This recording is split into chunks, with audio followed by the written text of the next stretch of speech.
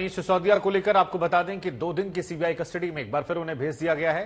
जमानत अर्जी पर सुनवाई जो है वो 10 तारीख को होगी। 3 दिन की सीबीआई रिमांड मांगी गई थी, लेकिन 2 दिन कहा जा रहा है कि सीबीआई उन्हें और कस्टडी में रखेगी, उनसे पूछताछ की जाएगी। सीबीआई की तरफ से आरोप लगाया गया सिसोदिया सही तरीके से जवाब नहीं दे रहे हैं, सवालों को टाल रहे हैं।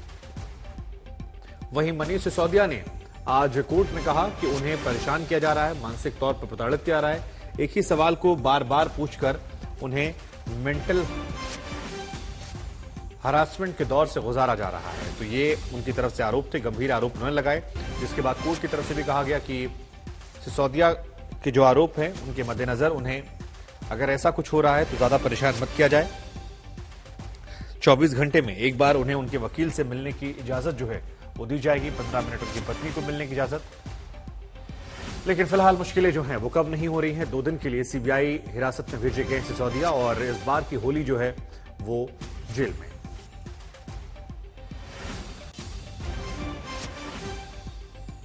कस्टडी दे दी गई है, फिर से कोर्ट ने सीबीआई को कस्टडी दे दी है, क्या रिएक्शन है आपका?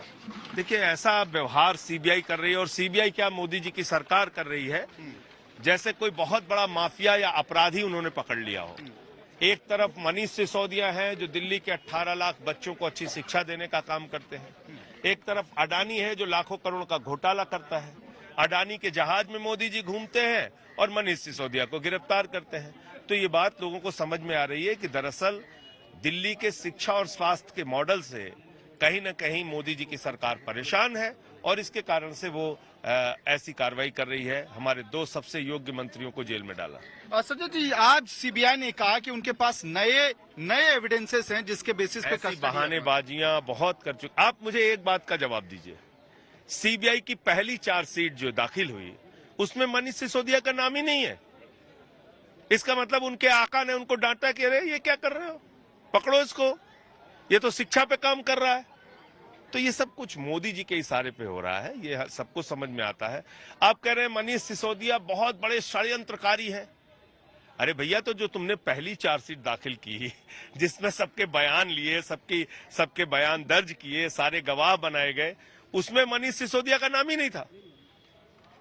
तो एक कॉन्स्पिरेटर जिसको आप बता रहे हो, एक साजिशकर्ता जिसको आप बता रहे हो, उसका नाम तक किसी ने नहीं लिया पहली चार्जशीट में, और अचानक जब आपको ऊपर से डांट पड़ती है तो कहते हो नहीं साहब, ये तो बहुत बड़े अपराधी हैं, इनको जेल में डालना है। को अक्यूज्ड से कन्फ्रंट करने की बात कही जा रही है। को अक्यूज्ड से कन्फ्रंट करने के लिए सीबीआई ने ये रिमांड लिया। तो 5 दिन में क्या कर रहे थे वो?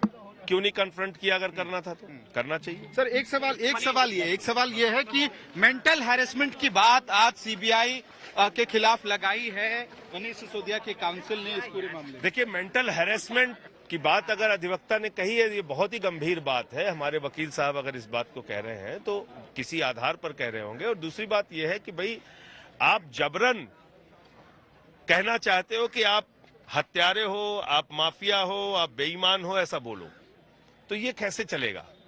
जब किसी ने कोई अपराध किया नहीं तो आप जबरदस्ती आप उससे कहना चाहते हो कि आप बोलो कि आप अपराधी हो, तो ये तो ठीक नहीं है जी। ये थे आम आदमी पार्टी के सांसद संजय सिंह, कह रहे हैं कि जब चार्जशीट फाइल हो गई है, अब तक उनका नाम चार्जशीट में नहीं आया है, तो एक कॉन्स्पिरेसी के तहत उनको फंसाया जा रहा है। मेन कॉन्स्पिरेटर होने के बाद भी उनके खिलाफ चार्जेस फ्रेम नहीं किए गए चार्जशीट में। और अब ऐसा सीबीआई इस पूरे मामले में क्या करेगी जो अब तक की कस्टडी में नहीं कर पाई थी? ये तमाम सवाल इस वक्त संजय सिंह उठा रहे हैं, और साथ में ये कह रहे हैं कि पॉलिटिकल वेंडेटा हो रहा है इस पूरे मामले में। वीडियो सहयोगी जगन्नाथ के साथ में अमित भारद्वाज, दिल्ली, आज तक। तो आपको बता दें कि सीबीआई हिरासत जो है वो बढ़ गई है, जमानत के लिए इंतजार करना पड़ेगा, और अभी 2 दिन और सीबीआई की हिरासत में मनीष सिसोदिया रहने वाले हैं। उनकी परेशानियां जो हैं वो खत्म होने का नाम नहीं ले रही हैं। आम आदमी पार्टी की तरफ से तमाम गंभीर आरोप जो हैं वो बीजेपी पर लगाए जा रहे हैं, मोदी सरकार पर लगाए जा रहे हैं। लेकिन इन सब के बीच में सीबीआई को आज 2 दिन की रिमांड और मिली है, और इस रिमांड में हालांकि कुछ हिदायतें भी हैं, जिसमें कहा गया है कि मनीष सिसोदिया, मिलन मेरी सहयोगी जुड़ रहे हैं इस खबर पर। मिलन, 2 दिन की सीबीआई हिरासत में और रहने वाले सिसोदिया, और होली जो है संभवतः माना जा रहा है कि इस बार घर पर नहीं होने वाली है सिसोदिया की।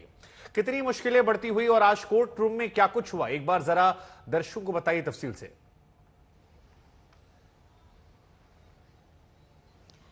जी, संभावना तो ऐसी लग रही है कि शायद मनीष सिसोदिया अब घर पर होली नहीं मना पाएंगे, क्योंकि सीबीआई ने जो 3 दिन की रिमांड मांगी थी राउज एवेन्यू कोर्ट में, उसको 2 दिन का कर दिया गया है। अभी हमारे पीछे मनीष सिसोदिया व्यक्तियों के लिए विक्टिमहुड कार्ड खेलना, इनका बचाव करना, इनका संरक्षण करना, तो आज अरविंद केजरीवाल जी को जवाब देना चाहिए कि क्या वो दिल्ली की जनता से माफी मांगेंगे ऐसे भ्रष्टाचारियों का बचाव करने के लिए।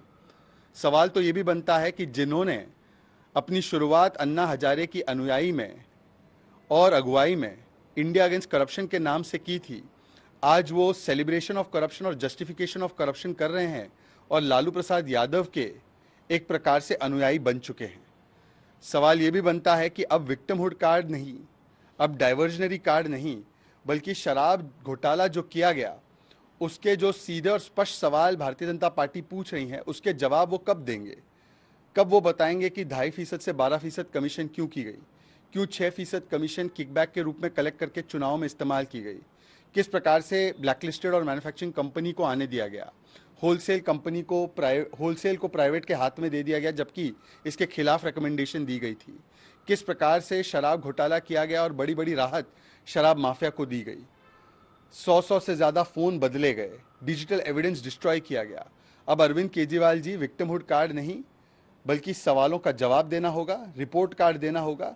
विक्टिमहुड कार्ड को खारिज कर दिया है कोर्ट ने।